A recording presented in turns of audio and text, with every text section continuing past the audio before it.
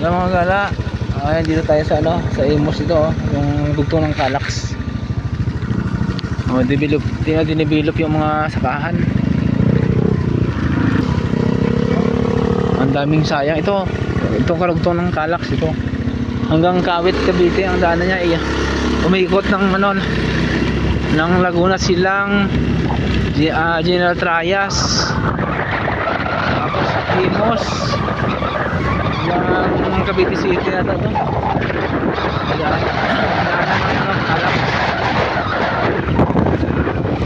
Yan, mga agricultural area dito.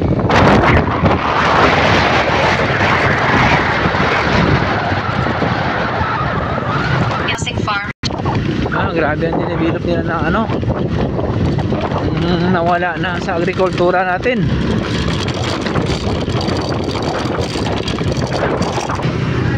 Ayan o, tingnan lang, pakalawak. Kabilaan yan. Ito, bahayan na rin ito. Kalikod dyan, gano'n din, mga halos palayan din.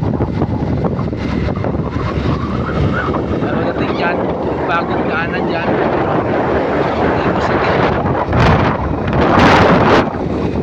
Turn right on Malagasing Farm. Oh, yan o. Grabe dinidevelop yan ng bagong City Hall ng Imus. Halos palayan din yan, naikutan siya ng mga palayan. Itong area to, pakalawak. Turn right on Malagasing Farm to Market Road. Nawala sa sektor ng agrikultura natin, no. Dinidevelop lahat, pati itong daanan.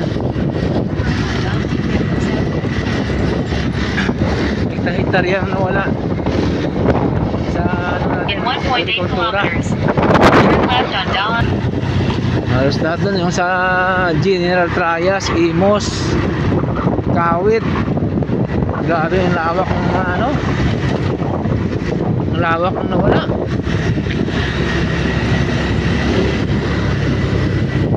Ayun o, daba ng araw, diwilot na rin yan. Mas establishmento na ba ng araw kasi ito, highway na o.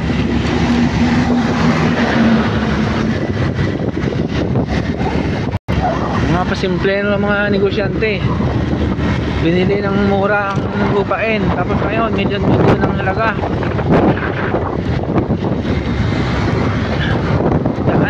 Daan-daan lang yung ano, per square meter ngayon, ilang libo na bawat square meter ng lupain dito. Ganon sila kasi nga subra yung ano nila, negosyo.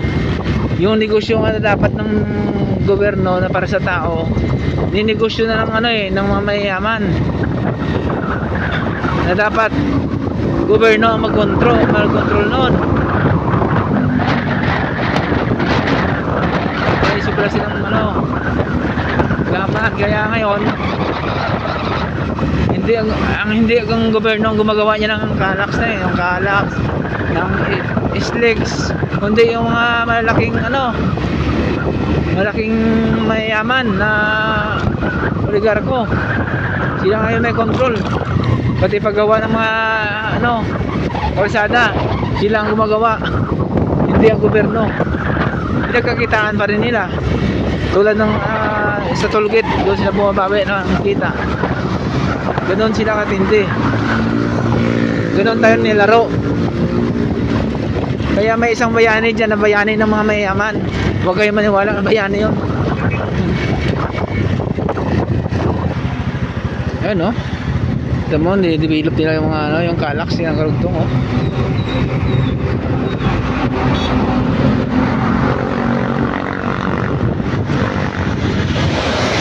Hindi ang gobyerno ang gumagawa niyan, kundi yung mga mayayaman.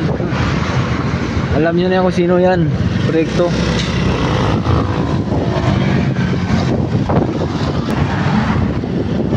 Nilaro nila ang tao, kaya ang tao parang mga pasang sisiw kung saan na lang napunta.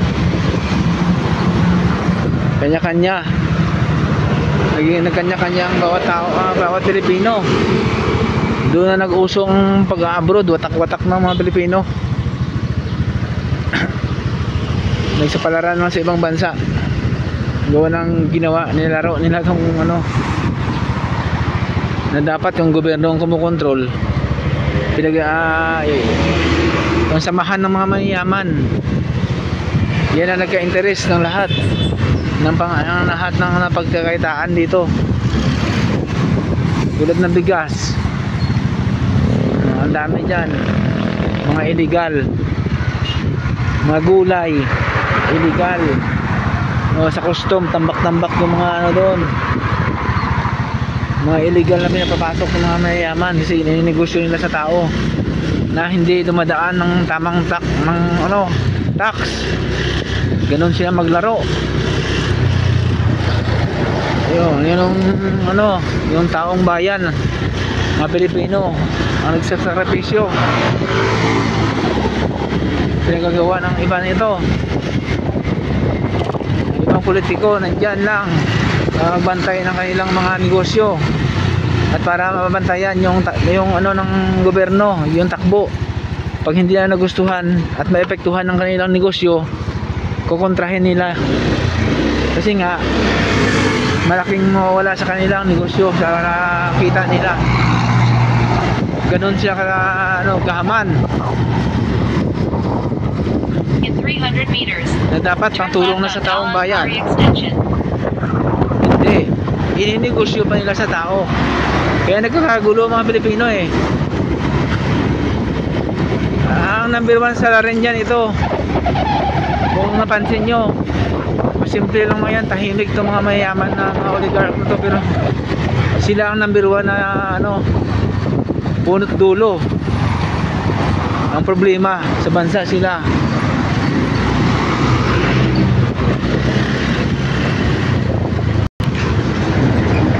Hindi nakikita nyo? Yan ang number 1 na magbibigay ng problema kung bakit nagkakaproblema ang bansa. Dahil sa mga malaking tao, matindi yung kinikita nila, ayaw nila mapakawala. Yung billion uso yung nakikitain buwan-buwan. Ganon sila. Yan, okay ba mga kara? Bye bye.